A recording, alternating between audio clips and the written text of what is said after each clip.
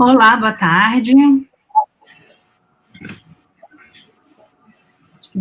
O microfone foi, né? Tá, agora. Boa tarde de novo. Saudamos a todos os presentes que nos acompanham nas plataformas nessa 20ª semana universitária, que por conta da pandemia do novo coronavírus assume excepcionalmente um caráter virtual. Desejamos que estejam todos com saúde e lamentamos e prestamos condolências a todos que tenham perdido familiares ou entes queridos ao longo deste ano. É com muita felicidade que damos início ao nosso encontro E Se? Arte e Utopias do Agora, parte da programação oficial da 20ª Semana Universitária da Universidade de Brasília. Gostaria, antes de mais nada, agradecer a presença virtual dos integrantes da mesa de hoje, todos aí bonitinhos, para todo mundo ver.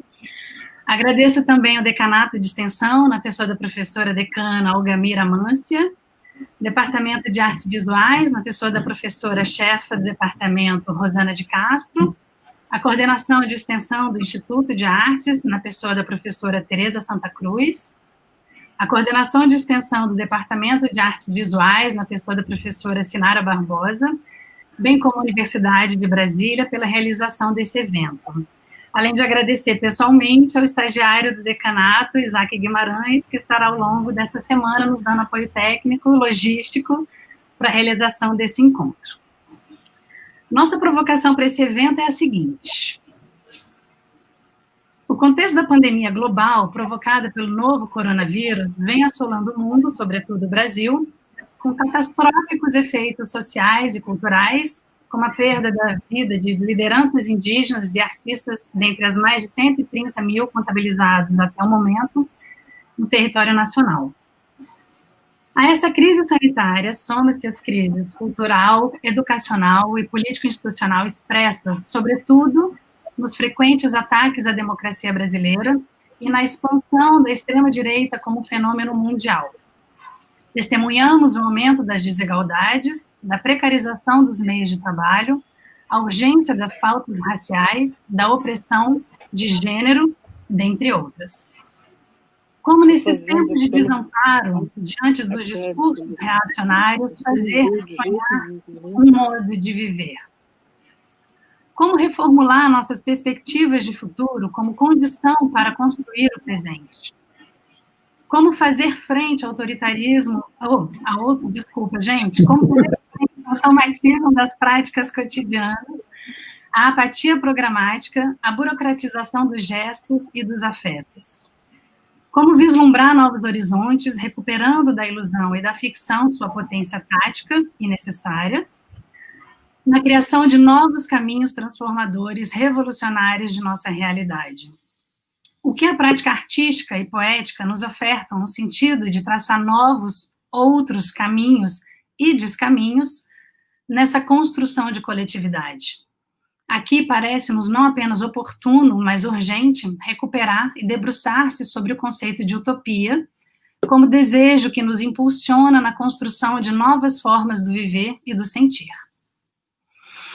Nessa semana, contaremos com 4 mesas, sempre nesse horário, às 16 horas, nesse mesmo canal que vocês vão encontrar aí no YouTube, para examinar a utopia como um conceito e gesto para confabular novas formas de viver. Ao longo da semana teremos, amanhã, quarta-feira, a gente tem, a mesa Margens e Horizontes, com a presença dos professores pesquisadores Adalberto Miller, da Universidade Federal Fluminense, Marília Panitz, curadora e pesquisadora daqui de Brasília, e Paulo Tavares, arquiteto e urbanista da Faculdade de Arquitetura e Urbanismo da UNB. Na quinta-feira, dia 24 de setembro, Ficção Forma, Formulações, comigo, professora do Departamento de Artes Visuais da UNB, Leno Veras, da Escola de Comunicação do FRJ, e Geortoff, da VIS-UNB também. E na sexta-feira, dia 25 de setembro, temos Lugares do Impossível, com Ciro Miguel, do ETH Zurich, da GTA Institute, Matias Monteiro, artista plástico, curador e pesquisador, e Elida Tessler, artista plástica e pesquisadora. Agora eu vou passar para o Matias, que vai apresentar a mesa de hoje, e a gente começa as nossas conversas. Mate, está com você.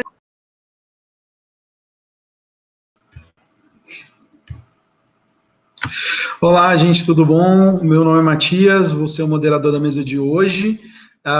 Queria lembrar a todos que estão acompanhando a gente pelo YouTube que o chat já está aberto. Pelo chat vocês podem mandar questões, enfim, qualquer tipo de comentário, e a gente vai organizar esses comentários e, ao final, passar para os membros da banca, né, da mesa. Hoje a gente tem como provocação sonhar junto. A mesa vai ser composta pelo psicanalista Edson Luiz André de Souza, a professora socióloga Marisa Veloso Mota e o professor arquiteto e urbanista Carlos Henrique de Lima, né? Vamos começar, então, as nossas falas hoje com o Edson Luiz André de Souza é psicanalista, membro da Associação Psicanalítica de Porto Alegre, doutor em psicanálise pela Universidade de Paris 7, professor aposentado do Departamento de Psicanálise e Psicopatologia da Universidade Federal do Rio Grande do Sul, pesquisador do Grupo de Pesquisa de Direitos Humanos, Democracia Política e Memória do Instituto de Estudos Avançados da USP e membro da Utopian Studies Society. Professor Edson. Bem, então, boa tarde. Como a Cecília falou na apresentação, efetivamente é um momento de urgência e, ao mesmo tempo, um momento de esperança diante dessa urgência, né? E esperança quando eventos como esse, né, acontecem e podemos estar juntos e sonhar juntos. Então, agradeço muito o convite para a abertura dessa semana que vai nos oportunizar, né, levantar alguns pensamentos sobre essa travessia difícil, né, que vivemos todos no Brasil, né, de uma pandemia, como foi bem lembrado aí, do vírus, mas, sobretudo, política. Então, o Matias, acho que pode botar a primeira imagem. Eu organizei algumas imagens, assim, né, o tempo é breve, a fala de cada um, e, então, a partir dessas imagens, eu vou colocar alguns pontos de reflexão para a gente poder conversar aí no final. Então, vou iniciar com duas citações. O próximo. Primeira, essa frase, né, do Goethe em Afinidades Eletivas: acho que o ser humano sonha apenas para não deixar de ver. E a seguinte, um sonho do Kafka, que ele registrou no seu diário, né, e foi publicado depois numa pequena coleção de sonhos do Kafka, em que ele registra o seguinte sonho: acordei encerrado num quadrado formado por uma cerca de madeira e que não permitia dar mais do que um passo para cada lado. Há cercados semelhantes para encurralar ovelhas à noite, mas nem esses são tão estreitos. O sol batia direto em mim, e para proteger a cabeça, baixei-a junto ao peito e ali fiquei encolhido. Imagem seguinte. Bom, a seguinte ainda, essa houve uma inversão ali. Pode ser a seguinte, não, a outra. É isso aí.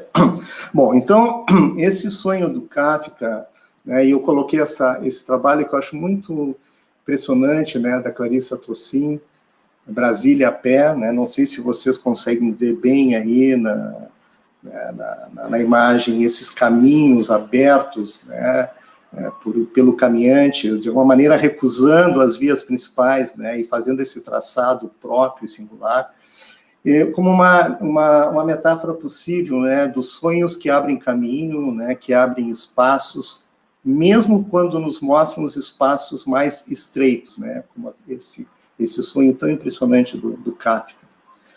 Ou seja, nesses sonhos a gente tem acesso a uma gramática escondida que compõe esse mundo que perdemos, né, o que estamos perdendo. Achei muito interessante esse título, né, para iniciar essa semana, porque, efetivamente, né, os sonhos, e aí tanto o sonho esse que, vamos dizer assim, que a gente produz quando dorme, mas esse sonho enquanto desejo, né, desperto, nos abrem espaços, mesmo quando nos mostram, então, esses lugares sem ar, né, esses lugares fechados, E justamente o desafio aí é que a gente possa encontrar essa gramática, né, perdida e oculta ali do sonho, e que nos abra espaço, então, para que desejos estão ali enclausurados ou engasgados, né? Então, o sonho como essa função de atualizar imagens e linguagens, né, e que nos mostrando o que ainda podemos desejar. Agora, mais trágico que o sonho do Kafka é estar efetivamente nesse quadrado e, de certa maneira, assim, nem mesmo sonhar, né? Então, o sonho efetivamente é um sinal de alerta, né, um chamamento, um esforço de linguagem, uma senha e um registro, né? Agora pode voltar, Matias, ali para aquela imagem anterior, né, a anterior ainda. Essa aí. Tá. Então, estamos num momento de destruição, né, de muitos incêndios, de fogo, de explosão, de quase tudo que construímos durante tanto tempo, em tempos de discurso de estupidez. E, efetivamente, né, essa sensação, né, que a gente tem de que a esperança também morre, né, mas esse compromisso de que, mesmo morrendo a esperança, a gente tem essa responsabilidade de entender como que ela morre e, talvez, nesse entendimento, reativá-la, né? Então, é hora de ler as cinzas de todos esses incêndios. Cuidar das cinzas, né? Preservá-las. Se não formos capazes de lê-las, temos que, pelo menos, deixar esses rastros para aqueles que virão depois de nós. Eu trouxe essa imagem aí, que é a usina de Cambaíba, né, uma usina em ruínas, eu não vou ter tempo de falar. Para quem não sabe, essa usina está situada em Campo de Goytacazes, no Rio de Janeiro. Tem uma outra imagem ali, Matias, no anterior, que são isso aí. Onde corpos foram incinerados durante a ditadura civil-militar, né, e que nós nem fomos capazes, né, de preservar esse registro, né? Como vocês viram na imagem anterior, essa usina foi parcialmente destruída, né? Enfim, tem toda uma discussão em torno disso, foi aberto um processo, mas para quem tiver interesse, tem uma documentação farta sobre ela, né? Na verdade, é uma espécie de Auschwitz brasileiro, né? Esses corpos onde foram tentado, de alguma maneira, inclusive, apagar qualquer registro, mas na Comissão Nacional da Verdade, né, tem todo um registro, depoimentos, imagens desse lugar que muita gente no Brasil não sabe. Então, essa pergunta desse seminário, e se? Né? E se tivéssemos mais Antígonas por essas terras? Talvez tivéssemos mais espaços para memoriais, né, como esse, que deveria ser um lugar de um memorial para a história do Brasil, né? E aí, justamente, eu penso que na falta dessa política de Estado para memoriais, a arte entra como um espaço possível e necessário e urgente como produção de atos de memória, né? Vocês sabem bem, né, que Antígona, a peça do Sófocles, não abre mão dos princípios que instauram o laço social naquilo que chamamos civilização. E se? Essa pergunta que abre espaço para a imaginação, para a ficção que alimenta nosso desejo por outros mundos. Me lembrou a Cecília na abertura. A utopia, então, como mostração dos buracos na linguagem, do em falta com a nossa imaginação, e de nossa responsabilidade em manter vivo um desejo do ainda não, né, para lembrar um grande pensador das utopias, que é Ernst Bloch. Imagem seguinte. Então, Monatum, eu trago rapidamente esses dois registros, né, dessa artista libanesa radicada no Reino Unido. É um trabalho, como vocês podem ver, eu acho que a imagem seguinte fica mais nítida, né, esse desenho que se apaga, né, desse mecanismo que ela criou, que eu acho que diz muito do que nós estamos vivendo. Eu vou fazer um rápido circuito em que o significante terra e areia, né, para começar ali pela imagem de Brasília, está presente, em que uma haste faz marca na areia e a haste que vem atrás apaga, né? Ou seja, esse trabalho incessante, né, que eu acho que diz muito da história do nosso país, de registros e de apagamentos, né? E justamente nós sofremos muito desse apagamento e como criar estratégias, né, de interromper esse mecanismo do apagamento, né, para que a gente possa guardar esses registros.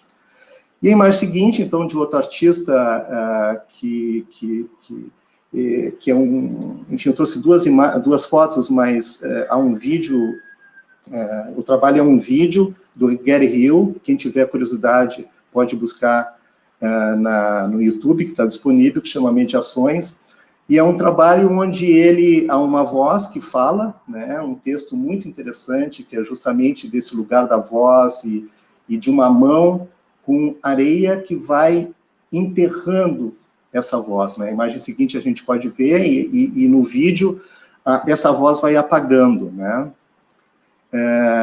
Pode colocar a seguinte: uma mão, ele diz, portadora de notícias, uma voz enterrada, uma voz que perde terreno.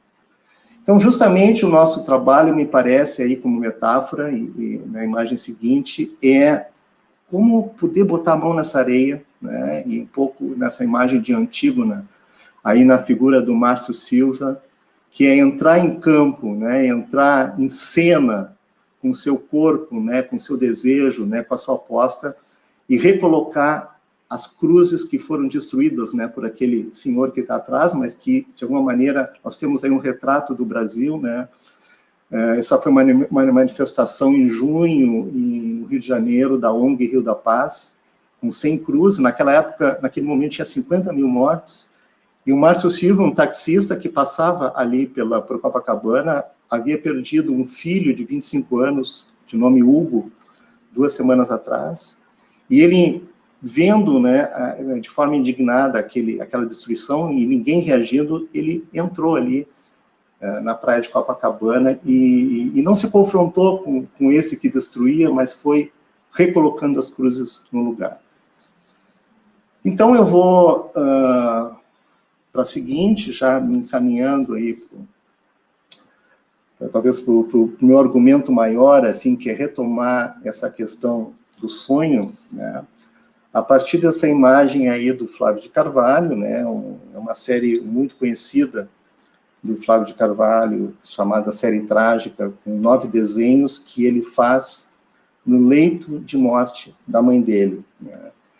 Isso é um trabalho muito importante, assim, que é justamente essa necessidade, né, essa responsabilidade de um registro, esse ato de amor, na verdade, esse ato de respeito, né, e que vai, dizer, a partir dessa imagem, eu vou trazer uma reflexão do quanto que os sonhos nos abrem, para cada um de nós, um espaço de imagens que nem sempre a gente põe a mão, vamos dizer assim, né?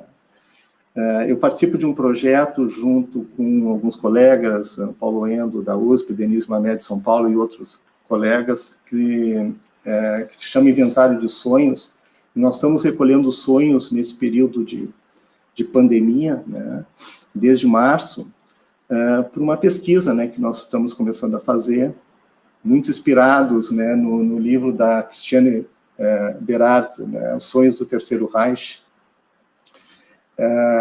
que mostra como que um sonho, né, o registro de um sonho pode ser um documento para a história, né. Então, eu vou trazer para vocês um sonho, né, dessa nossa pesquisa. Os sonhos todos são anônimos, inclusive quem quiser participar e contribuir está convidado, né, depois em algum momento eu posso passar o link. É simplesmente o registro do sonho e as associações que surgem. Então, com essa imagem, né, do Flávio de Carvalho, eu vou fazer a leitura de um sonho e mostrar algo que me surpreendeu muito, como esse sonho antecipou algo que foi construído depois como manifestação artística, e diria mais do que artística, e também, né, política. A narrativa é a seguinte: sonhei que visitava meus pais, ambos falecidos na vida real. No sonho, viajávamos de carro, mas todos os carros movimentavam-se de Ré. Estávamos os três vestidos de branco. Por algum motivo eu coloquei uma blusa azul por cima de minha polo branco. Quando chegamos ao nosso destino, o lugar era um hospital de campanha e passávamos por vários corredores até chegarmos no final de um corredor onde havia um túnel pequeno e minha mãe decidiu seguir por esse túnel. Eu não quis segui-la, pois não queria sujar a minha roupa, já que estávamos indo para algum lugar muito especial. Meu pai decide ficar comigo e minha mãe segue pelo túnel, que aparentemente era um atalho para onde deveríamos chegar. Eu e meu pai seguimos pelos corredores, mas nunca chegamos onde deveríamos ter chegado.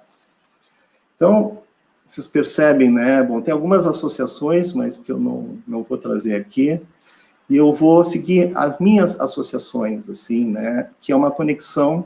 Esse sonho é do metade de maio desse ano, e pode colocar a imagem seguinte. Bom, acho que muitos sabem, né, dessa performance impressionante, comovente, urgente, né, como um ato artístico, né, também e político. Não há nenhuma separação assim nessas duas nomeações, que aconteceu em São Paulo, né, e que se chamou então Cortejo Fúnebre em Marcha Ré. Isso aconteceu no dia 4 de agosto em São Paulo, e que foram, então, 120 carros, mais ou menos, que saíram do prédio ali da Fiesp, e em marcha ré foram até o cemitério da Consolação. Nas duas extremidades desse cortejo, como vocês podem ver aí, tinham carros fúnebres, né? Isso aí é o início, a frente do cortejo, e se ouvia, então, o som de respiradores, de aparelhos de registro do batimento cardíaco, né, as pessoas todas de branco. Então, muito impressionante, né, como que o sonho, de alguma maneira, captura esse ar, né, do nosso tempo, dessa imagem da marcha ré.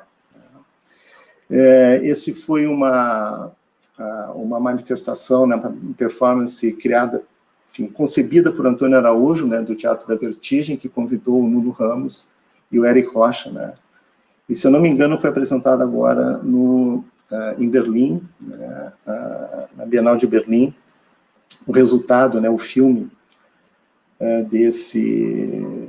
dessa manifestação, que eu pude assistir, para quem esteve online, no 7 de setembro, no Manifão, né, que foi outro evento muito impressionante. Eles mostraram ali em primeira mão alguns registros desse filme. Na chegada desse cortejo no cemitério da Consolação, que é um pouco a imagem do sonho, né, em que se há um trânsito ali, um caminho para a morte, né, e a mãe chama ali a pessoa que sonha por esse atalho, e ela se recusa a ir. Na performance, ao chegar no cemitério da Consolação, tem um trompetista tocando o hino nacional ao contrário. Vocês têm alguns registros dessas gravações na internet, que vale a pena conferir, diante de uma imagem ampliada, justamente de um dos desenhos do Flávio de Carvalho, né? Tem uma outra imagem ali, a seguinte. Por isso que eu trouxe ali a imagem do Flávio de Carvalho, né, que, de alguma maneira, ali tem um diálogo muito interessante também dessa performance, porque o Flávio de Carvalho também fez, né, uma performance em São Paulo, justamente, nos anos 30, que se chamou Experiência número 2, caminhando no contrafluxo de uma procissão de Corpus Christi. Né? Então, acho que tem uma série de elementos ali, de linguagem, né, porque, sobretudo, o nosso esforço é um esforço de linguagem, né, no momento em que a gente vive uma tentativa de destruição da linguagem, né, de uma forma absurda e violenta.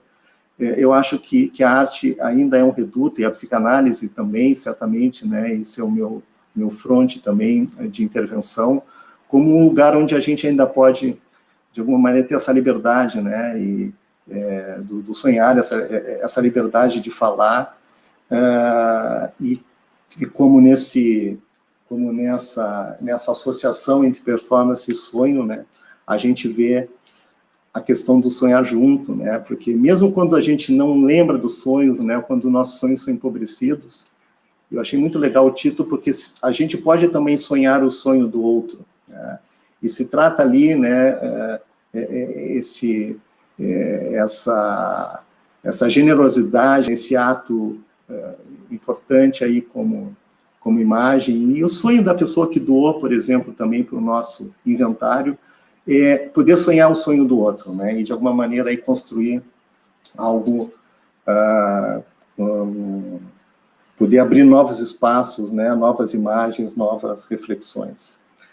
Curioso em relação também, trazer mais um outro elemento, de pensar o hino nacional ao contrário, porque eu vi agora, há 2 ou 3 dias atrás, né, o filme do Caetano Veloso, né, sobre a história do Caetano Veloso, a prisão do Caetano Veloso, que eu super recomendo, assim, é um filme baseado na narrativa dele, né, um filme com poucas imagens, assim, no sentido que às vezes a gente entende de imagem, né, de cenas de época, que chama Narciso em Férias, e em determinado momento, ele vai lendo o interrogatório, né, que ele conseguiu recuperar mais recentemente da prisão, e ele é interpelado sobre o hino nacional, né? Não sei eu acho que muitos já devem ter assistido, enfim, o militar ali, o policial que o interroga, né, e que de alguma maneira o tortura, né, porque, enfim, todo um relato de como que foi esse tempo, né, em que ele nem sabia por que estava preso. E uma das perguntas você cantou o hino nacional com a melodia da Tropicália? Então, faz uma série de perguntas e é muito curioso, né, como que nessa performance, o fato de poder botar ao avesso o hino nacional nos mostra justamente que nós precisamos reconstruir, né, as nossas melodias, né, reconstruir esse país. Bom, para finalizar, eu trouxe aqui uma manifestação do Nuno Ramos, né, que, em relação a essa performance, ele diz se tratar da nacionalidade do pesadelo, com tudo andando de marcha ré. E o Éric Rocha pensa essa performance como um retrato da distopia em um país em ruínas. Quando conseguiremos mudar de direção? Cortejo em marcha ré abre um espaço e um compromisso com a memória no Brasil, um dos maiores desafios que teremos pela frente. Se ainda sonhamos com um país onde a vida seja um valor inegociável. E o tema das utopias, né, é justamente um tema fundamental, porque, como diz o Emile Cioran, né, num clássico ensaio dele, História e Utopia, uma nação, né, um coletivo sem utopias, um país sem utopias, está condenado à esclerose e à ruína, né? E utopias, justamente, não se trata ali de que a gente tem um saber do que deveria ser, né? Mas nós temos certeza, né? Temos muita convicção do que não poderia ser, né? Eu acho que a maneira como a gente vem sendo violentado, né, com tanta destruição, e que, de alguma maneira, desafia, ou tentam desafiar, através da linguagem, a nossa percepção, né, no sentido de dizer, bom, você não está vendo o que você está vendo. Eu acho que essa aproximação da arte é fundamental, né, para, de alguma maneira, eu diria, restaurar a nossa percepção, né, a nossa confiança em podermos e precisarmos estarmos juntos, né, para, de alguma maneira, poder enfrentar essas narrativas com aquilo que a gente tem de mais precioso e potente, que é a linguagem, né, que é a palavra, né, e, como a gente sabe, no contexto da política atual, e isso não, você está extremamente empobrecido, né. Então é isso, enfim, são algumas ideias, né, imagens, né, para abrir, então, essa semana, né, e com uma alegria muito grande, né, que eu faço parte, estou fazendo parte, né, desse seminário, e espero que a gente possa, né, nesses encontros todos, ativarmos aí as nossas utopias. Obrigado.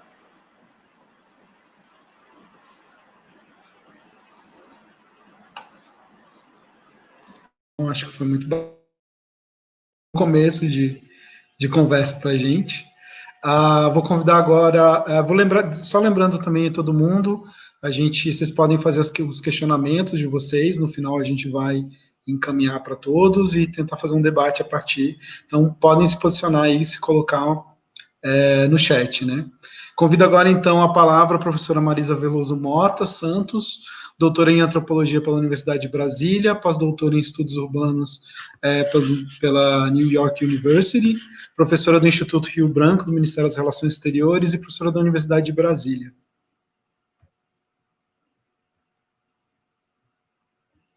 Todos, e eu também estou muito feliz de poder participar dessa semana universitária, e acreditando sempre na nossa universidade, e especialmente num tema que me é tão caro como o tema da utopia.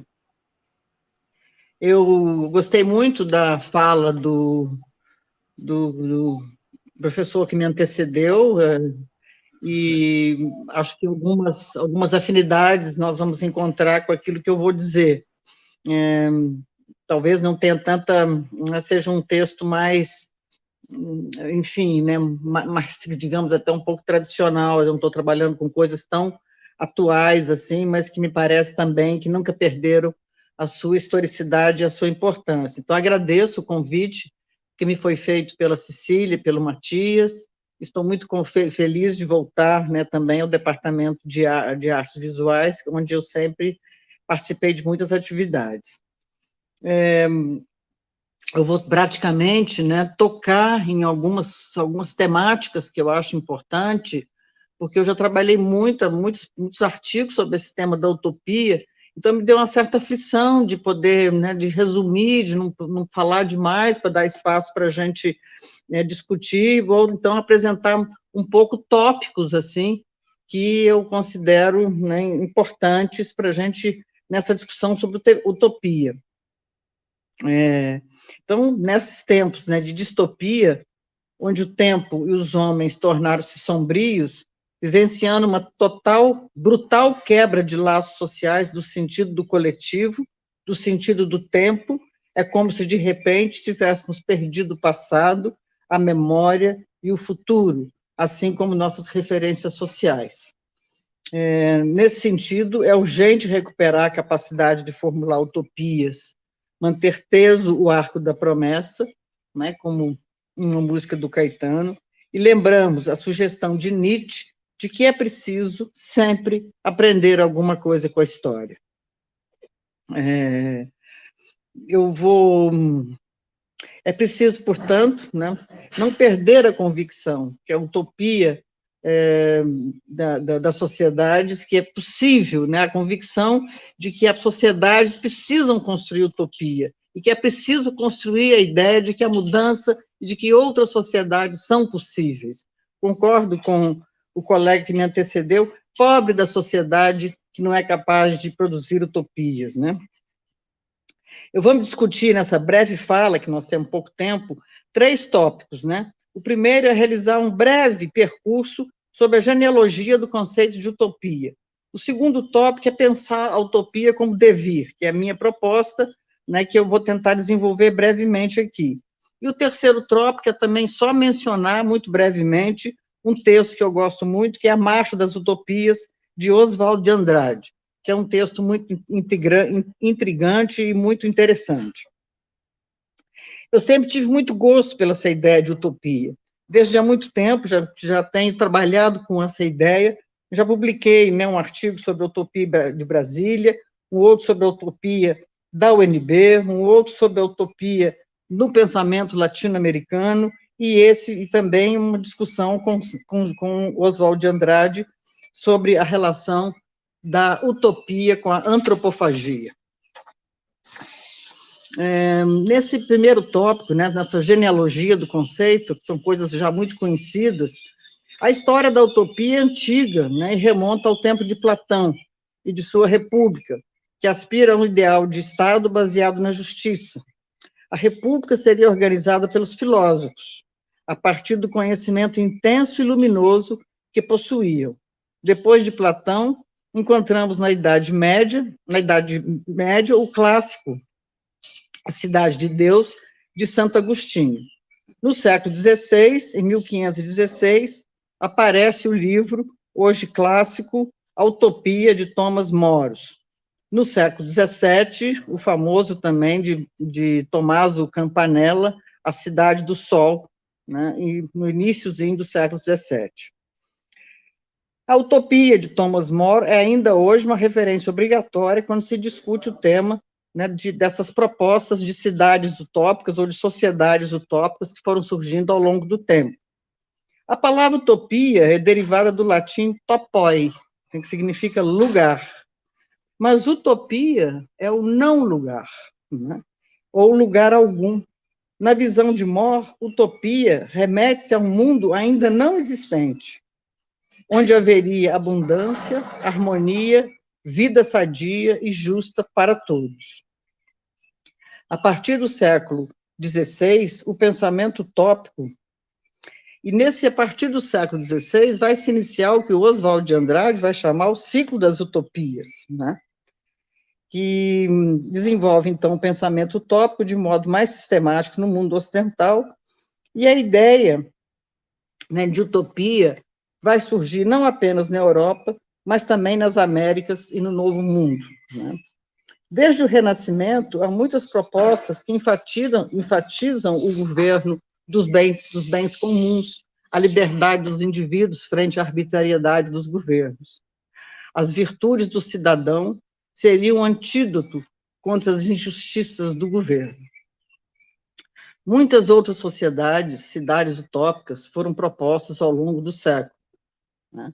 Do século XVI, XVII, XVIII, com os movimentos iluministas, alguns movimentos ligados à Revolução Francesa. No século XIX, surgem as propostas formuladas por pensadores ligados ao socialismo utópico, como Robert Owen, Charles Fourier, Saint-Simon. Não vou dar a data de nascimento e morte de cada um para não cansar. Todos propuseram a abolição da propriedade privada, o uso igualitário do espaço construído, a gestão comum dos bens produzidos, um sistema de trabalho racionalizado, conforme as necessidades, uma ordem moral coletivista e de boa convivência para todos. Esse ciclo das utopias, como chama Oswald, vai terminar com o lançamento do Manifesto Comunista em 1848, né, que também sugere a construção de uma sociedade mais justa e mais igualitária.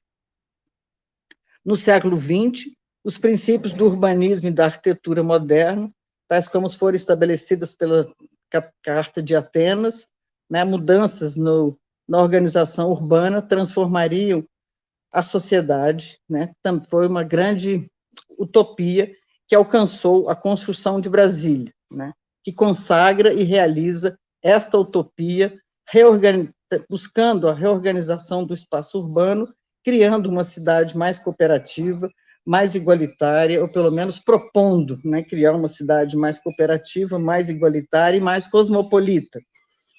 A semente da utopia de Brasília ainda está viva, né? Esse breve percurso, né, pelas pessoas ou seres, filósofos, ensaístas, historiadores que pensaram a utopia, me interessa discutir um pouquinho mais o Thomas More, né, cujo modelo de sociedade utópica já é constituído por uma estrutura que supõe uma crítica à sociedade existente, e o projeto de um modelo de sociedade nova e um novo modelo de espaço urbano. Ele já propõe, né, uma nova organização da sociedade, do modo de convivência das pessoas, como se fosse um novo modelo urbano. Diferentemente de Platão, More não propõe uma volta ao passado, mas uma sociedade, mas a construção de uma sociedade inteira, eminentemente nova. O que singulariza a proposta de Thomas More, em sua utopia, é a nova relação entre espaço público e espaço privado, enfatizando que os mesmos princípios deveriam reger a vida individual e a vida coletiva. No entanto, atribui grande importância e significado à ordem social, transformando a sociedade num verdadeiro agente de mudança, e não o Estado, como propunha Maquiavel à mesma época. Moros é o campeão de uma justiça que destrua os crimes e conserve os homens. Um outro tópico de pesquisa, muito breve, que eu gostaria só de comentar, é uma longa tradição e sólida tradição de pensamento utópico na América Latina, que foram construídos por vários pensadores, como Simão Bolívar, José Martí, Manuel Prada, Mariátegui, Che Guevara, Pedro Henrique Urena, entre outros. No Brasil, há também, igualmente, uma tradição utópica que remonta ao período colonial, com o Quilombo dos Palmares, no século XVII, com a luta dos Inconfidentes, no século XVIII, e outros movimentos políticos sociais ao longo de todo o período colonial, especialmente ao longo do século XIX, também do século XIX. Diversas experiências surgiram, como Canudos, na Bahia, e a colônia anarquista de Sicília, no Paraná. A tradição utópica atinge seu ápice no século XX, mais uma vez repetindo, com a construção de Brasília. Em apenas 5 anos, esboça-se o núcleo de uma nova cidade, construída a partir dos paradigmas modernistas, que mudaria totalmente o cenário nacional. Alguns pensadores brasileiros podem ser citados, que também trabalharam a ideia de utopia. Muito brevemente, podemos citar apenas Manuel Bonfim, Oswald de Andrade e Darcy Ribeiro, que pensa na utopia da Universidade de Brasília. Depois desse brevíssimo percurso histórico, passarei, então, ao meu segundo tópico, que é um ponto que me interessa discutir, que é a utopia como devir. Em artigos sobre utopia e sociedade, Alain Touraine, que é um sociólogo francês, defende a ideia de que a utopia deve definir-se por um conteúdo específico que se opõe a outras formas de sonho, antecipação ou denúncia.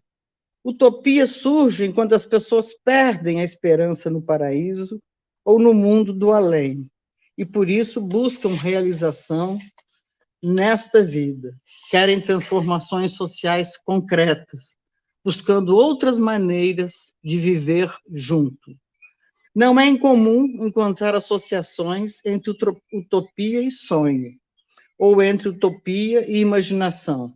O que aqui se propõe é uma nova conjunção, pensar a utopia na chave da história, mantendo a capacidade de acreditar que a transformação da sociedade é possível.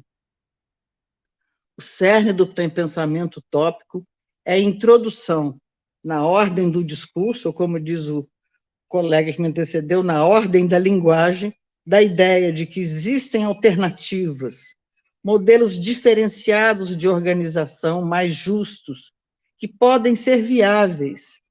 Sair da ideia de um pensamento único ou de alternativas únicas, esse nada mais nefasto para uma sociedade. Além disso, o mais importante da utopia não é necessariamente a sua realização, isto é, sua concretização e transformação em realidade, e sim a introdução na agenda pública da sociedade da ideia de que a mudança e a transformação social são possíveis, realojando assim a utopia na história e não na imaginação. Como já dito, a força da utopia reside justamente na capacidade de elaborar uma crítica da sociedade existente, ou crítica a determinadas práticas e visões de mundo, buscando a transformação do modo como os homens organizam a produção de sua existência social, sua vivência política, suas percepções estéticas e as possibilidades da expressão da subjetividade de cada um. É preciso não confundir o existente com o possível. A ideia de utopia é insurgente e, neste momento, urgente, e sua força persiste e insiste com sua flecha sagital apontada para um permanente devir. Utopia não é dever ser, não é um modelo normativo de como a sociedade deve ser, é devir, mudanças são possíveis, é sobretudo devir que enfatiza a crença na possibilidade de que a sociedade pode ser organizada a partir de novos valores, novas práticas sociais, políticas, estéticas e etc. Assim, a utopia deve ser compreendida no horizonte da história, cuja dinâmica aloja muitos possíveis, além das experiências existentes. A utopia dirige-se ao futuro, é algo que ainda não existe, mas que um dia poderá ser alcançado.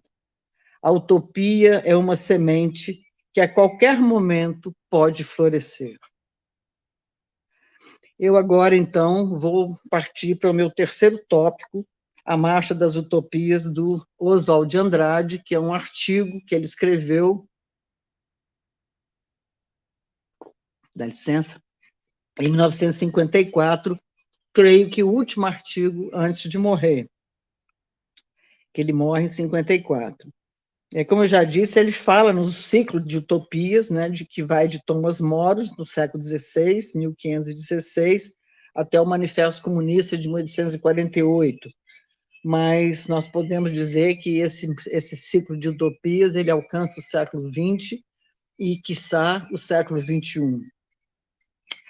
Oswald fala de um ciclo das utopias que se inicia no século XVI, com as cartas de Américo Vespúcio e o livro de Thomas More, e vai até o Partido Comunista, o Manifesto Comunista. Analisa a construção da América do Sul, que vai formando-se como um povo miscigenado, com influência árabe, povo de um profundo sentimento órfico, de crenças poderosas, povo que expressa um misticismo mágico, um catolicismo lírico e que inventou um novo modo de vida. Segundo Oswald de Andrade, as utopias são uma consequência da descoberta do novo mundo e, sobretudo, da descoberta do novo homem, do homem diferente encontrado nas terras da América. Oswald relata o que inspirou Thomas More a escrever a Utopia. Aspas. Foi de um contato que teve Thomas More na Flandres, conforme relata, com um dos 24 homens deixado na feitoria de Cabo Frio por Américo Vespúcio, que se originou a criação de sua Ilha da Utopia e seu entusiasmo por uma espécie de sociedade que divergia da existente. Esse navegante, de origem portuguesa, teria encontrado moros na Catedral de Antuérpia, porto para onde o chanceler de Henrique VIII fora em missão diplomática. Esse episódio abre o livro, sabendo-se que Moros se interessou vivamente por aquele navegante bronzeado que palmilhara o novo mundo e conhecera o novo homem. Segundo Oswald, o Thomas More era um chanceler, um embaixador de Henrique VIII. O Henrique VIII foi um rei absolutista sanguinário, criou o anglicanismo, destruiu conventos e fez coisas horríveis. E ele, então, escuta essa história, segundo Oswald, e constrói, né, a utopia pensando numa sociedade diferente da sociedade inglesa que ele estava vivendo. Segundo Oswald, a geografia das utopias situa-se na América. É um nauta português que descreve para Moros a gente, os costumes descobertos do outro lado da Terra. Oswald sustenta que o encontro da humanidade nua da descoberta muito influiu na elaboração do humanismo e nas ideias que iam em direção à valorização do homem. Enfim, os europeus aprenderam a saber que do outro lado da Terra se tinha visto um homem sem pecado nem redenção, sem teologia, sem inferno. Produzia não só os sonhos utópicos, mas um abalo geral na consciência e na cultura da Europa. O aparecimento de Lutero e da Reforma Protestante, guerras, vários tipos de convulsão na Europa interior, enquanto na Europa Atlântida divisava-se no horizonte utópico das Américas o sonho de uma humanidade igual, feliz e sem pecado. Não existe pecado além dos trópicos, ou não existe pecado do lado de baixo do Equador. No fundo de toda utopia, não há um sonho, há também um protesto. Karl Mannheim, em Ideologia e Utopia, mostra que toda utopia demonstra o anseio de romper a ordem vigente. Assim, chama-se utopia o fenômeno social que faz marchar para frente a própria sociedade. Oswald, ao discutir a ideia de utopia, faz um grande elogio à cultura latino-americana em contraposição à cultura europeia.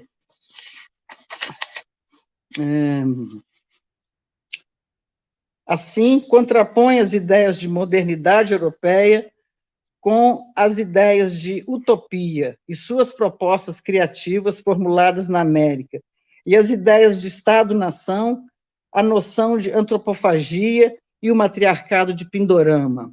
Outro fato importante é que o Oswald ele faz mudar, ele diz, a utopia foi da América para a Europa, e não como nós estamos sempre acostumados a pensar, que tudo vem da Europa para a América. Ele diz, foi, né, a nossa possibilidade de uma vida do homem encontrado na América que inspirou as utopias europeias e as utopias, né, que aconteceram na Europa. Então, ao longo de todo o artigo, mostra que a utopia surgiu na América e daqui foi para a Europa, distanciando dessa visão unilateral da influência, né, sempre da Europa sobre a América. Ele inverte a seta. Da mesma forma, ele abandona toda forma de complexo de inferioridade e defende a superioridade da América frente à Europa. Fala da superioridade da cultura mais livre e criativa.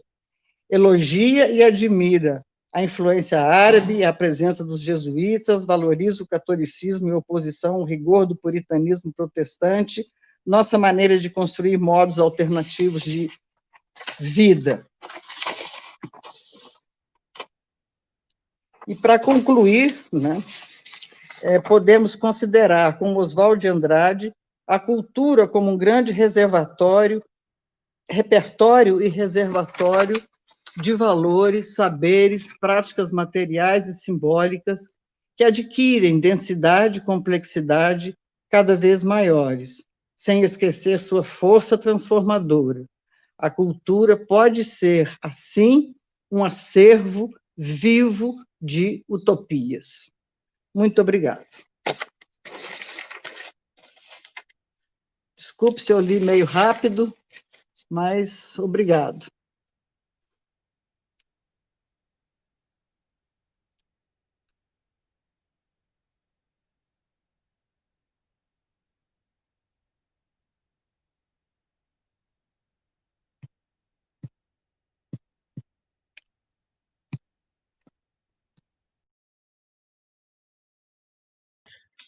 Oi, Matias. É só lembrar de ligar o seu microfone. Perdão, gente, problemas técnicos. Eu estava apresentando, agradecendo a professora Marisa, em off, e também apresentando o professor Carlos. Então, retomando, queria apresentar, então, passar a palavra para o professor Carlos Henrique Lima, que é arquiteto e urbanista, doutor pelo Programa de Pós-Graduação em Urbanismo da Universidade Federal do Rio de Janeiro, foi vice-presidente do Instituto de Arquitetos do Brasil, Departamento do Distrito Federal, é professor da Faculdade de Arquitetura e Urbanismo da Universidade de Brasília, lidera o grupo de pesquisa Cidades Possíveis e exerce a vice-liderança no grupo Paisagem, Projeto e Planejamento. Obrigado, Matias, pela apresentação. Boa tarde a todas e todos aí. Eu agradeço muitíssimo o convite. da Cecília e do Matias para esse debate, e acho que ao longo dessa semana a gente vai ter a oportunidade de, eventualmente, fazer convergir interesses de pesquisa, alguns caminhos de investigação que talvez a gente possa compartilhar, justamente pensando um pouco no tema do evento, que se propõe lançar reflexões sobre a crise no presente, vislumbrando assim um horizonte que aponte para caminhos transformadores da realidade, né?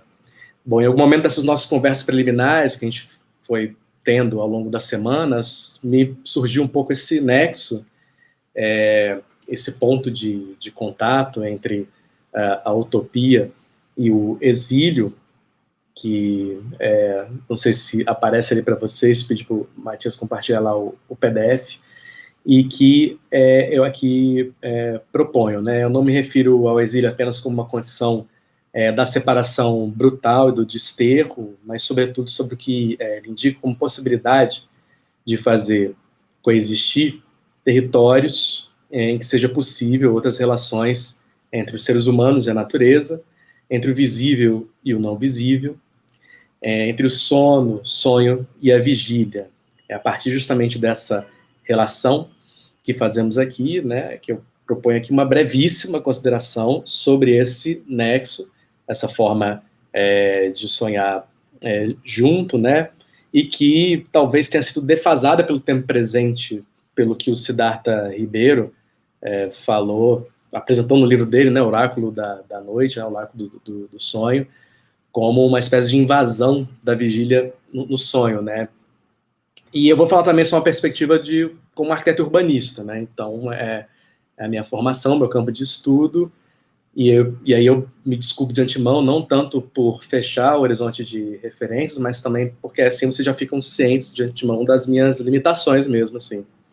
E aí a viagem que eu vou encaminhar, e isso está no próximo slide, assim, os slides, na verdade, eles não têm muita relação exata com o que está sendo apresentado, é mais para a gente tentar ter um referente, né, visual, para pensar algumas coisas, assim.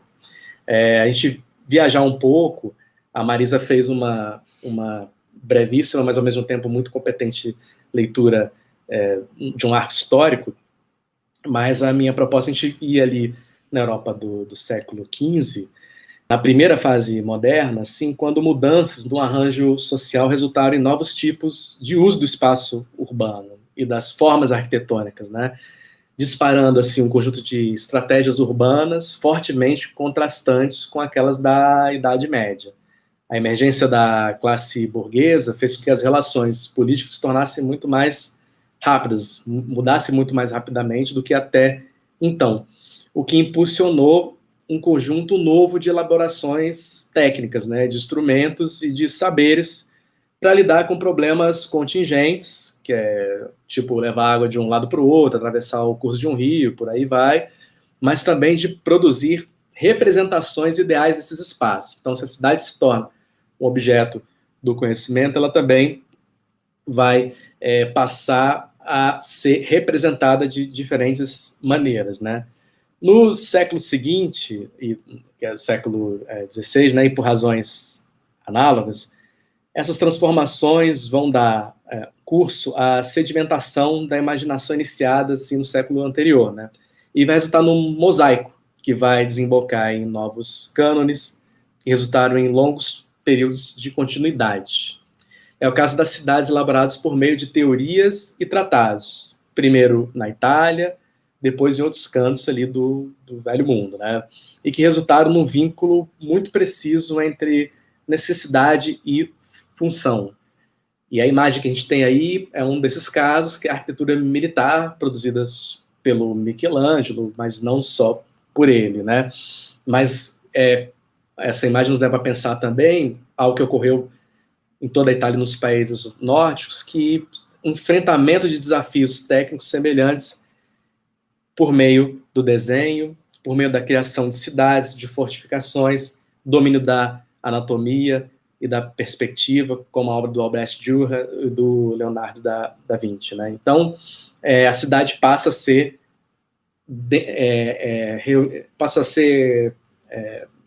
objeto do conhecimento. O seu desenvolvimento passa a ser organizado por meio de um conjunto coordenado de ações. E é nesse caldo, então, e aí acho que é o próximo slide, que a cidade ideal do Thomas More surge, né? Como observado pela Donatella Calabi, a proposição de More reflete o fato de que ele não era um profissional da arquitetura do desenho, mas um estudioso da organização social e política, né? E a primeira publicação do Libellus, da Nova Utopia, né, que é de 1516, como a Marisa falou, tem um frontispício que representa uma ilha por meio de um círculo, né?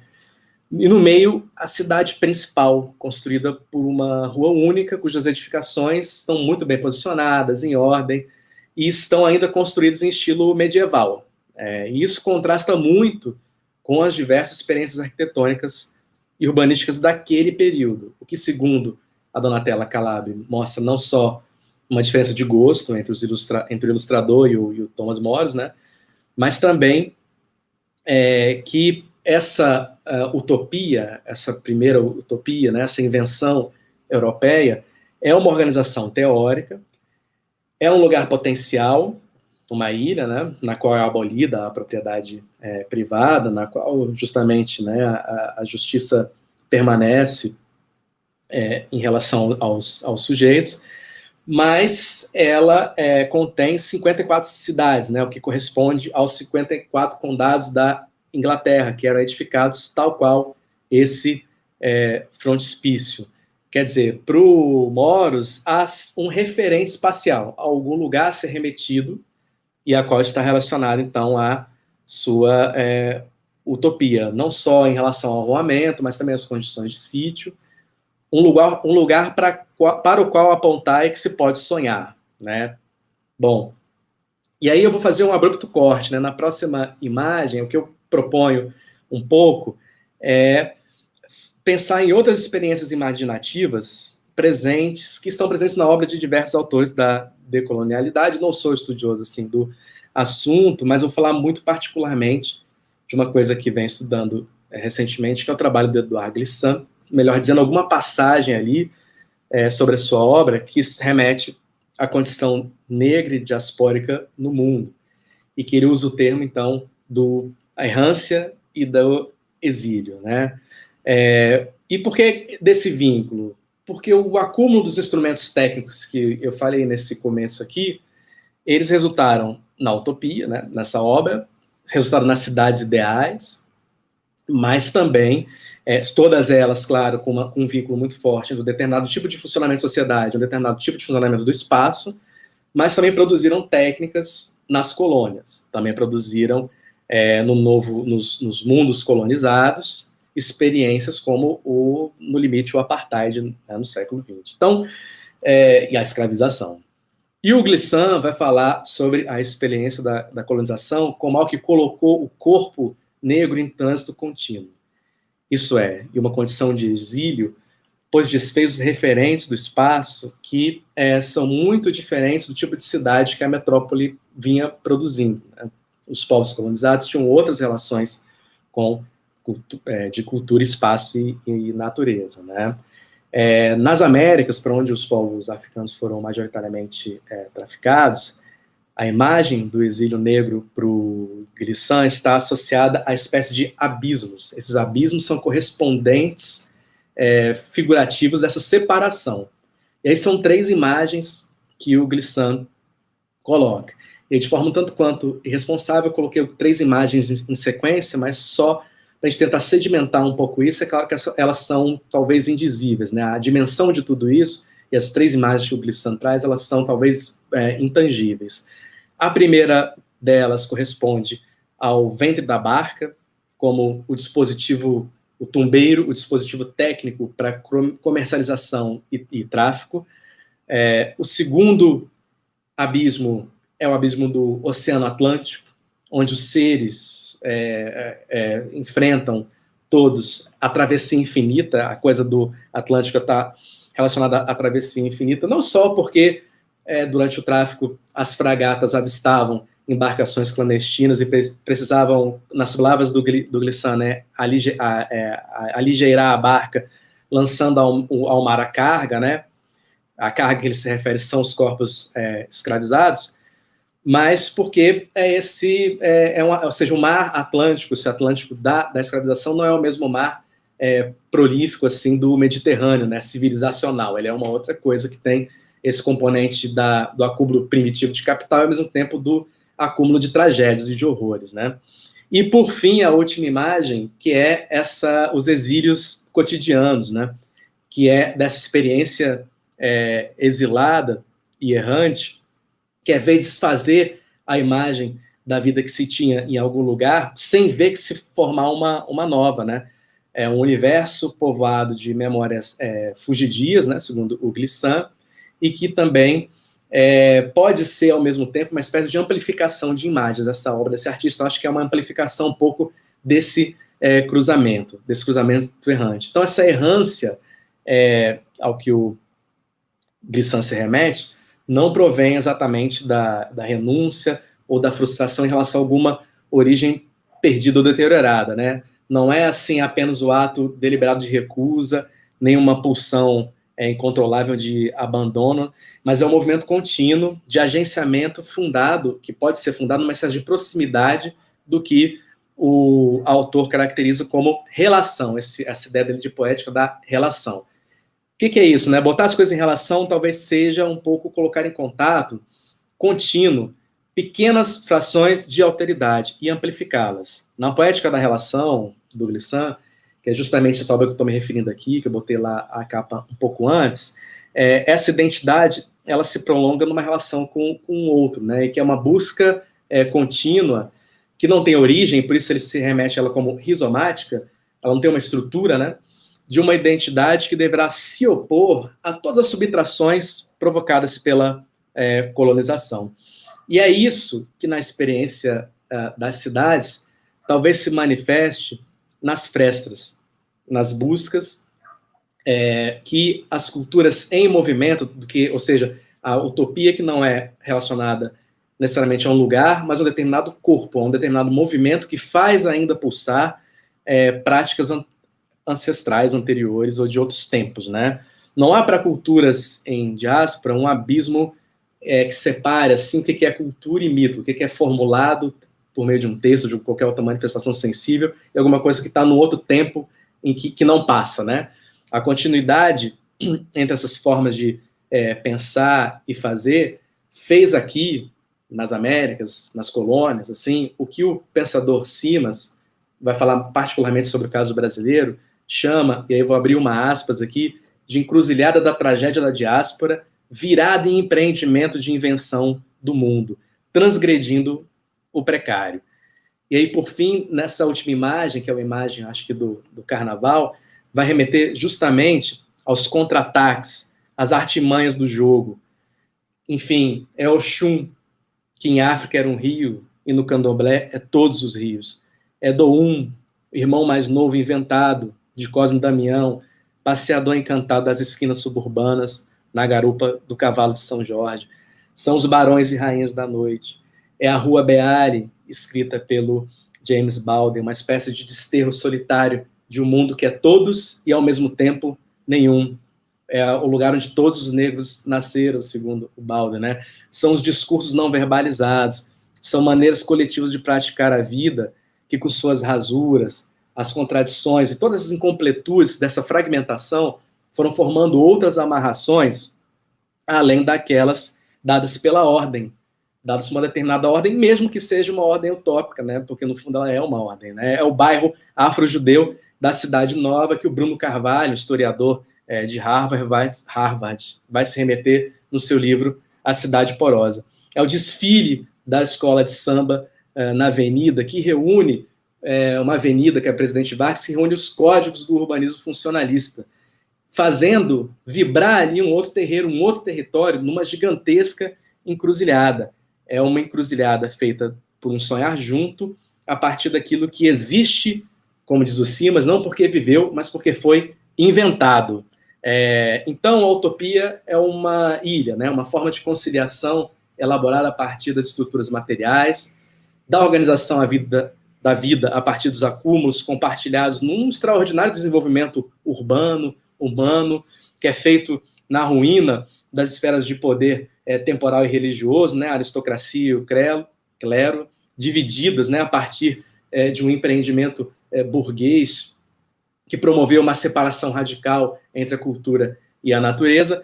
E no Glissant, esse exílio, né, esse contraponto que eu estou tentando pensar aqui, é a utopia que não tem lugar, mas ela tem corpo, né? É a subversão do vazio, que deriva dos horrores, das separações e dos desterros, mas também que contém surpreendentes belezas. É a experiência desses corpos em trânsito, da passista, da pombagira, é a experiência desses corpos que pode produzir não uma unidade conciliadora ou redentora, né? Mas os encantos ao quais o Simas e outros autores se referem, como possibilidade de encontrar essas porosidades nas razões dominantes e fazer da cidade, então, esse imenso terreiro, como é o carnaval, tá?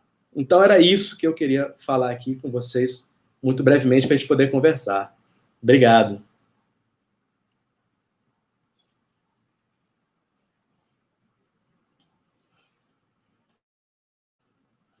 Tá sem microfone, Matheus. Desculpa, gente, uma hora eu vou conseguir acertar. Obrigado, Carlos, pela sua fala, e acho que a gente agora tenta buscar um pouco dos questionamentos que foram lançados pelo pessoal que está acompanhando, né, e discutir um pouquinho. A gente está com a questão do tempo, né, que a gente estava programado para acabar daqui a pouco, mas como a gente atrasou um pouco o começo, acho que a gente pode prosseguir um pouquinho a mais para dar tempo de ter essa conversa, que eu acho que é bem importante para todos nós, né? Então, vou tentar aqui recuperar algumas questões que eu consegui acompanhar enquanto estavam sendo lançadas, e acho que eu vou tentar recuperar pelo menos uma para cada um de vocês, né? Então, vou chamar o Edson.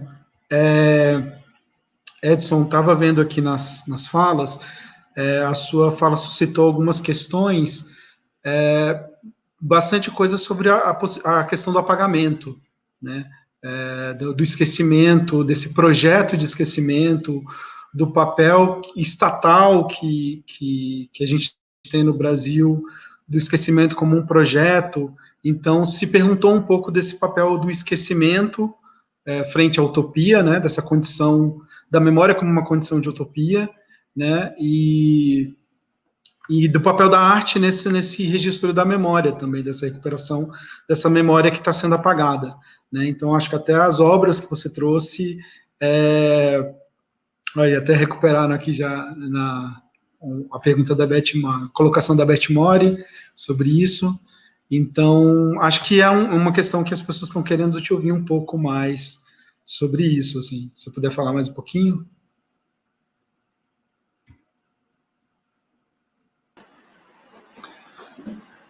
Bom, eu gostei muito aí da fala da Marisa e do Carlos, e acho que é o momento que a gente poder, né, sintonizar todas essas reflexões. A questão da memória, ela é fundamental porque, eu acho que aí é a nossa ilha, né, no sentido mais potente, onde nós podemos, se quisermos, né, se pudermos, saber um pouquinho mais o que somos, né, de onde viemos, e o apagamento justamente dessa memória tem um sentido instrumental e político de captura, né, do sujeito. E é importante lembrar, né, e agora já também estou dialogando aí com o Carlos e com a Marisa, de que o texto do Moros, né, como foi evocado, é uma ilha de linguagem, né, é uma ilha de papel, né, e é fundamental, assim, a gente lembrar, né, só evocar duas passagens, assim, para alinhavar com essa ideia de memória. Uma bela passagem no Moros, em determinado momento, que ele diz: não renunciaremos a salvar o navio na tempestade, mesmo se não soubéssemos se não sabemos impedir o vento de soprar. Então, essa é uma imagem muito importante, né? Ou seja, que recursos a gente tem, né, para enfrentar questões que a gente ainda não sabe. Não se trata de um saber, né? A Marisa lembrou muito bem, de algo no sentido da realização de um saber antecipado, mas, sobretudo, de um desejo de saber, né? E isso tem muito a ver com a memória, né? Porque a memória é um pouco essa nossa fonte que precisa ser lida, né? Ela não está, ela não nos indica o caminho, mas o que a gente sabe, né, é que se alguém celebra um torturador em pleno Congresso Nacional, que talvez seja o ato mais terrível, né, que a gente tenha vivido, e de alguma maneira antecipou um outro tema importante, que é essa relação com a distopia, né? Ou seja, esse cenário de horror, e chega à presidência da República, aí nós temos um furo nessa memória, né? Um desprezo por essa memória. E por isso que eu trouxe a imagem da Antígona, né? Porque ela, de alguma maneira, nos lembra ali qual é o fundamento, né? O nosso ponto de partida. O texto do Moros, da Utopia, termina, tá? Eu vou me permitir só lembrar o final do texto, e aí eu concluo aqui mais essa contribuição, em que ele diz o seguinte: depois de todo o relato, então, da ilha, né, e todos os detalhes dessa construção, que eu lembro é uma ficção, né, é justamente para, nessa ideia anacrônica, né, de mostrar que há uma outra possibilidade de leitura e de construção de mundo, e que a Ilha da Utopia, né, isso tem muito a ver com o trabalho do Carlos como arquiteto, ela é uma construção, né? No início do texto, a ilha foi construída pelo trabalho humano, né? O Horus usa essa imagem que antes esse pedaço de terra era ligado ao continente, então houve um trabalho ali de fazer ilha. Eu acho que isso é fundamental no sentido da leitura, assim, desse texto, que há um trabalho, não se encontra a ilha pronta, né? Enfim, fecha parênteses. Então, o texto termina o seguinte: esperamos que chegue esse momento. Enquanto isso, sem poder dar minha adesão a tudo que disse esse homem, indiscutivelmente muito sábio e rico de uma particular experiência das coisas humanas, reconheço de bom grado que há na República Utopiana muitas coisas que eu desejaria ver em nossas cidades, que desejo mais do que espero ver. Então, enfatizando aí essa relação do desejo, né, eu pensaria também aí de um desejo de memória, né, porque se não há um desejo de memória, não teremos memória, né? E essa imagem do sonho é importante, né, e o Carlos trouxe algo muito bacana, assim, com essa ideia do exílio e do descentramento, que é como dissolver essa ideia de centralidade, de centro, de poder, sabe, de quem se outorga nessa posição violenta e perversa de saber qual é o bem do outro, né? E justamente o sonho é essa experiência do descentramento, né? Essa imagem que a gente não sabe de onde surge, não sabe a quem se endereça, mas é um saber, né? Eu digo, é um saber insabido. Então, eu acho que a memória, ela entra muito nesse contexto, assim, de algo que a gente, paradoxalmente, tenha nas nossas mãos, mas se não houver um desejo de memória, né, nós a perdemos. O que foi feito de todo o trabalho da Comissão da Verdade? Né? Basta entrar na internet e ver os relatórios, todas as informações. Ou seja, essa é uma luta que todos nós temos que fazer urgentemente, né? Porque sem esse estofo dessa história, nós não vamos muito longe, como a gente está vendo, né? Ou seja, está tudo sendo destruído e alguém nos diz que não está, né? O nosso governo cheio de generais e militares, enfim, vivemos 21 anos de ditadura civil-militar com tudo que ela trouxe, né, de destruição para o nosso país. Então, acho que essa é a função, justamente, da utopia, que é acionar, né, o que o Moros ali diz que é um desejo, né, de mudança, né. Bom, isso aí. Acho que vou, inclusive, aproveitando essa sua fala, convidar a professora Marisa em uma pergunta bem específica, direcionada para a sua fala, que é a seguinte: como a utopia se relaciona com a noção de distopia?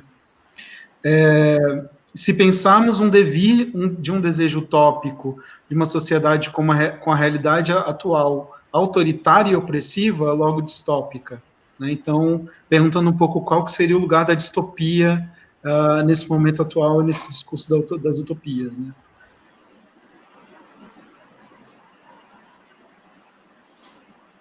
Acho que o discurso da distopia é o discurso do medo, é o discurso da desilusão, é o discurso do não desejo, né? É o discurso da sociedade de risco. Nós estamos na beira de um abismo, é o discurso abissal. Então, eu acho que a gente tem que construir esse discurso da memória, o discurso da história, o discurso de outros possíveis, desconstruir a utopia, né? Concordo plenamente com vocês, como desejo que se inscreve na história, né? Mudando a nossa linguagem, as nossas categorias de pensamento. Por isso que eu gosto da ideia essa ideia de memória é muito boa, se relacionamos isso com a história, com Walter Benjamin, quando ele diz, olha, muita coisa que aconteceu no passado, derrotas, né, da classe trabalhadora, derrotas de injustiças, como aconteceu no Brasil, no período colonial, podem, né, mesmo que um dia não tenham conseguido existir na sua plenitude, tenham sido brutalmente esmagadas as experiências, né, experiências talvez de mundos melhores, como foi a Comuna de Paris e outras mais. Ele disse, a classe dominante não cansa de vencer, né, mas deixa uma memória, deixa uma chama, né, que um dia poderá voltar e se realizar. Por isso a importância da gente manter, né, que eu acho essa ideia do devir, não do devir autoritário, do que é o que está aqui, né? Não é isso que ninguém quer. Nós queremos uma outra realidade, uma outra sociedade, né? Um outro modo de organização coletiva, de uma outra forma de vivenciar, né? Como eu disse, como viver junto, né? Como construir a nossa vida, respeitando a nossa cultura, que é tão rica, que é tão diversa, tão bonita, tão fecunda, né, sendo brutalmente desprezada. Então, é tudo isso que eu estava querendo dizer, né? Quando eu digo que o Oswald pensa, né, faz uma crítica à modernidade europeia, à colonização, a essa imposição, né, do outro sobre nós, ele vai dizer, essa modernidade eu quero substituir por a ideia de modernidade ocidental, modernidade racional da Europa, pela ideia de utopia de novas sociedades. A ideia do Estado-nação, né, centralizador, castrador,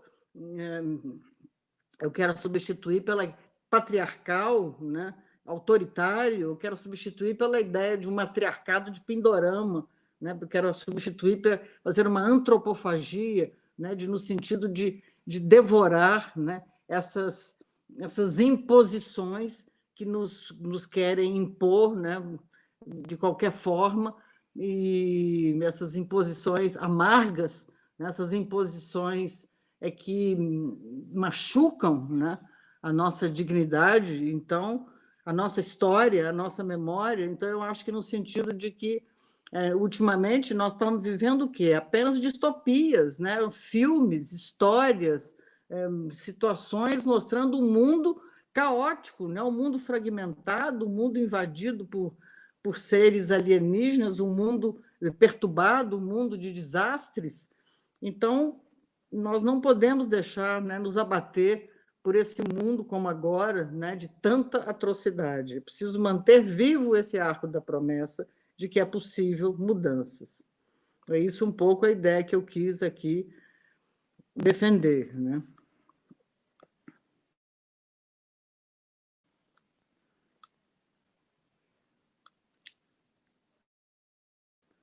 Vocês me ouviram?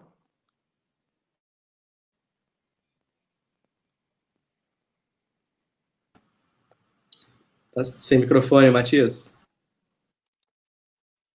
Desculpa, perdão, de novo. Vocês me ouviram? Ouvimos, professora Marisa, ouvimos, claramente. Carlos, eu estava dando uma olhada aqui nos comentários e percebi duas questões que apareceram na sua fala. e que talvez fosse interessante falar um pouquinho mais, né? Essa ideia do exílio como algo importante para a gente pensar a questão da utopia, e o segundo, muitos comentários sobre as imagens que você escolheu, sobre as obras, né, não como um elemento de ilustração, mas como um provocador desses conceitos que você estava trazendo. Então, uma curiosidade minha que ficou pensar um pouco qual o papel da arte nesse processo mesmo, né, porque são obras que é isso, elas dão uma nova camada para esses conceitos que você está trazendo, né, elas não apenas não explicitam isso, mas colocam outras questões também, né. Então, eu pessoalmente queria te ouvir um pouco falando nessa questão do papel da arte, né, da poética, né, nessas questões, e eu vejo as pessoas colocando a questão do exílio também, que acho que era uma coisa legal de você comentar mais um pouquinho. Acho que com relação às imagens, né, a gente vive, lógico, o processo de amplificação de imagens ele é contingente e é histórico, né, e a gente é resultado, lógico, de um processo de colonização e tal, mas talvez é meio que pensar, assim, acho que esses artistas aí, enfim, isso tudo é uma coisa que eu estou incerto e aberto, né, algo que eu comecei a me deparar de forma sistemática, assim, muito recentemente, mas acho que o que esses artistas estão tentando produzir é o que essas vertentes produzem ao se atualizar em determinados territórios, né? O que essa leitura atlântica, né, vamos dizer assim, desses artistas está propondo como cadeia de distorção e de amplificação de sentido, né? Estão amplificando alguns sentidos, né? Acho que se a gente pegasse a imagem do Chakrabarty, assim, que ele fala que, né, o pensamento europeu ele é tão insuficiente para pensar as coisas quanto necessário, porque a gente está dentro de um sistema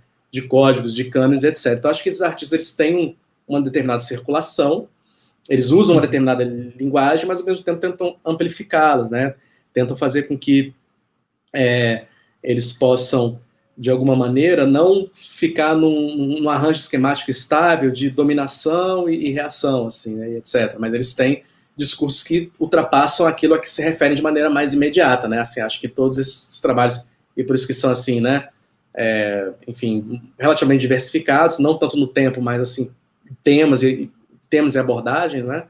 Que eu acho que eu estava tentando pensar nesse sentido, né? Porque aí a imagem, ela fica... a arte, acho que talvez tenha esse papel de pensar uma espécie de irredução, né? De pensar as questões para as quais ela aponta como um fenômeno, mas, ao mesmo tempo, que possa suscitar de forma ininterrupta sucessivos contrastes, né? Acho que essa é a primeira questão assim, da arte. E a questão desse abismo, acho que é um pouco essa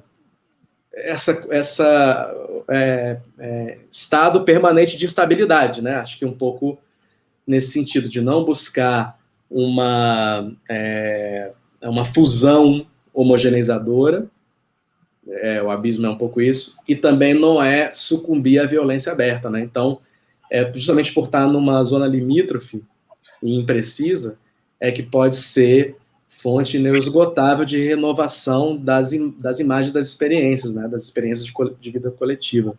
Acho que é um pouco nesse sentido, essas duas questões, assim.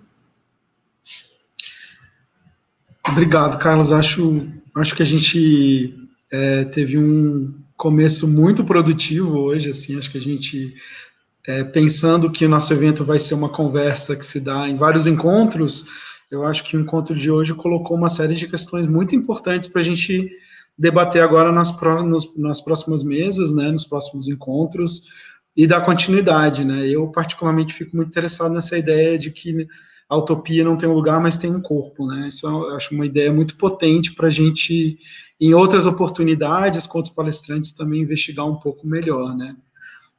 Bom, a gente ultrapassou totalmente o nosso tempo aqui, mas isso é ótimo. Que bom que a gente tem essa disponibilidade nesse momento de ter todos vocês conversando com a gente. Acho que as contribuições foram incríveis e acho que, enfim, agradeço demais a participação de todos, das pessoas também que estão aqui. Nós tivemos mais de 60 pessoas interagindo com a gente aqui, então acho muito bacana a gente ampliando essa conversa, que eu acho que ela precisa ser feita mesmo. E agora, me despedindo aqui um pouco do pessoal no YouTube, queria deixar o convite, a gente continua essa semana toda com falas também. Amanhã, quarta-feira, a gente vai ter a mesa Margens dos Horizontes, com o professor Adalberto Miller, com a Marília Panitz, e com o Paulo Tavares, né? E dando continuidade nesse mesmo horário, nesse mesmo canal do YouTube, né? Então, agradeço a todos, agradeço a presença e a contribuição de todos vocês. Espero que esse diálogo continue, né? Não se interrompa aqui, mas seja o começo de conversa, porque acho muito importante. Então, é isso. Agradeço a todos. Tenham uma boa tarde e nos vemos amanhã. Pode falar. Obrigado. Gostaria de agradecer a todos e parabéns. Foram todas ponências muito interessantes e eu acho que foi muito produtivo mesmo esse encontro de hoje. Obrigado mais uma vez, Matia Cecília, e desejo que o encontro prossiga com o maior sucesso possível, discussões bastante interessantes. Ótimo, agradeço também a todos vocês. Obrigado, gente. Obrigado também por tudo.